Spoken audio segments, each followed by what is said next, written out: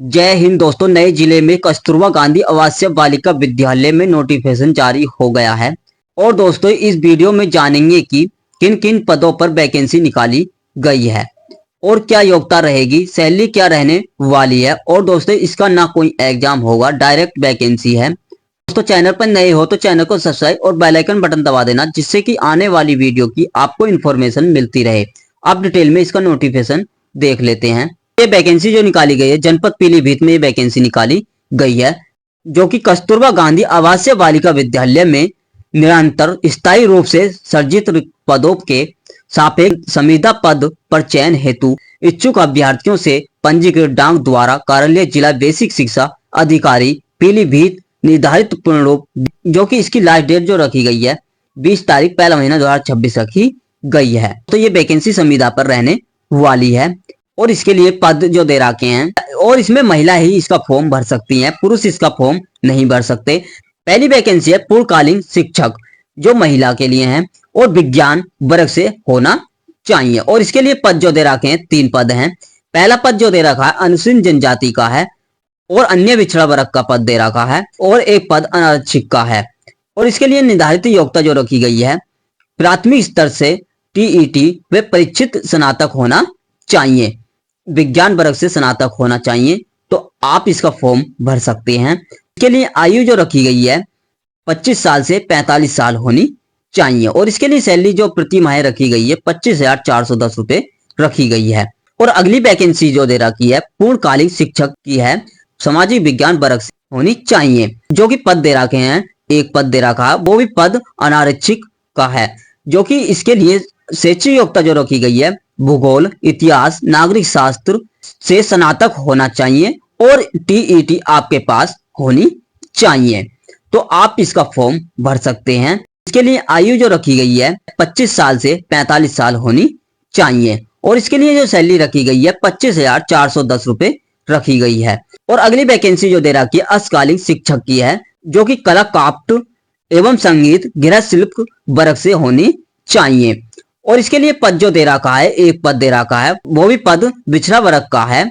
इसके लिए शैक्षिक योग्यता जो रखी गई है कला क्राफ्ट एवं संगीत गृह शिल्प से स्नातक होना चाहिए। तो आप इसका फॉर्म भर सकते हैं। और इसके लिए आयु जो रखी गई है 25 साल से 45 साल होनी चाहिए। इसके लिए प्रति माह वेतन जो मिलेगा 12,790 रुपए मिलने वाला है। और अगली वैकेंसी है अस्थायी शिक्षक, जो कि कंप्यूटर वर्ग से होना चाहिए। टोटल पद एक दे रखा है, वो भी पद अनारक्षित का है।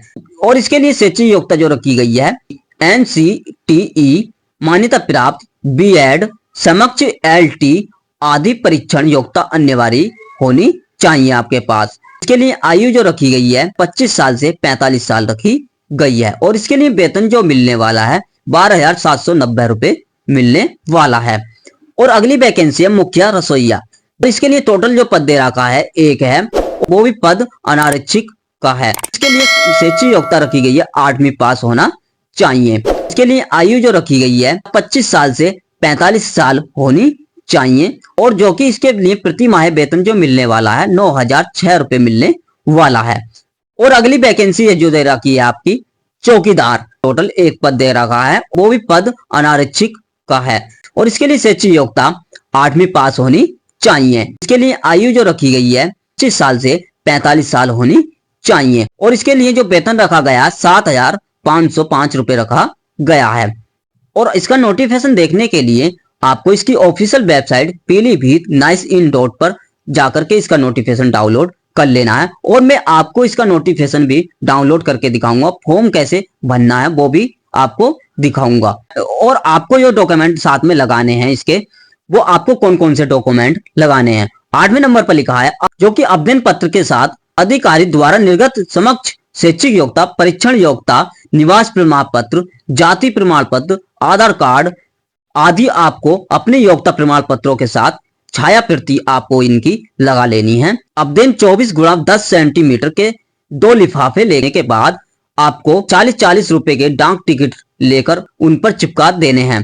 राजपत्री अधिकारी द्वारा जारी चरित्र प्रमाण पत्र आपको संलग्न करना अनिवार्य होगा।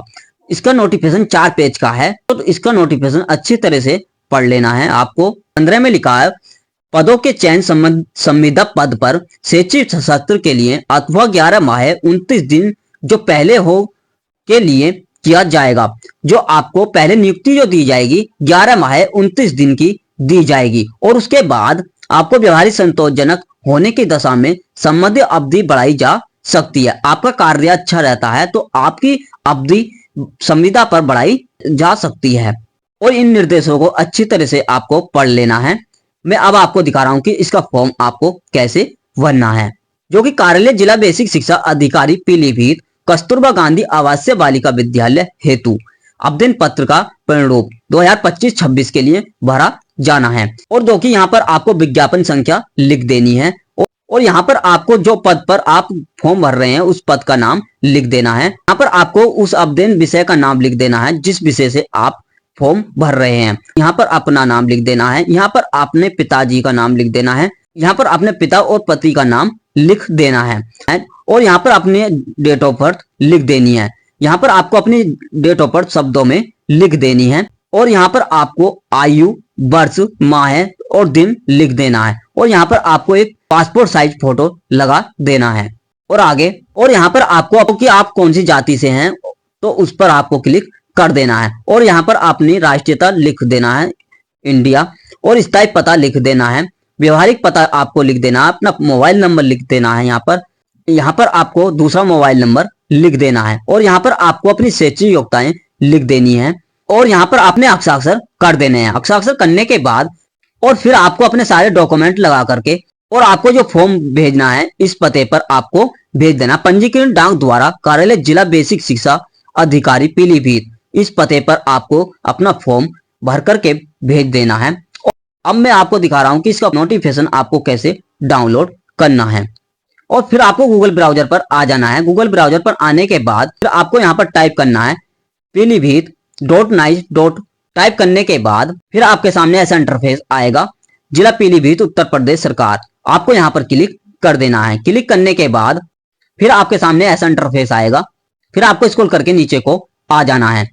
आने के बाद फिर आपको यहाँ पर नोटिस बोर्ड दिखाई देगा लिखा हुआ। यहाँ पर आपको पहले ही गांधी बालिका विद्यालय में रिक्त पदों पर चयन हेतु यहाँ पर आपको क्लिक कर देना है। क्लिक करने के बाद फिर आपका नोटिफिकेशन डाउनलोड हो जाएगा और इस नोटिफिकेशन को आपको अच्छे से पढ़ लेना है। पढ़ने के बाद फिर आपको इसमें से अपना फॉर्म भी को डाउनलोड कर लेना है। डाउनलोड करने के बाद फिर आपको प्रिंट करवा लेना है। प्रिंट करवाने के बाद फिर आपको अपना फॉर्म भर लेना है और जैसे ही और जिले में नोटिफिकेशन आएगा मैं वीडियो के माध्यम से बता दूंगा। जब तक के लिए जय हिंद, जय भारत।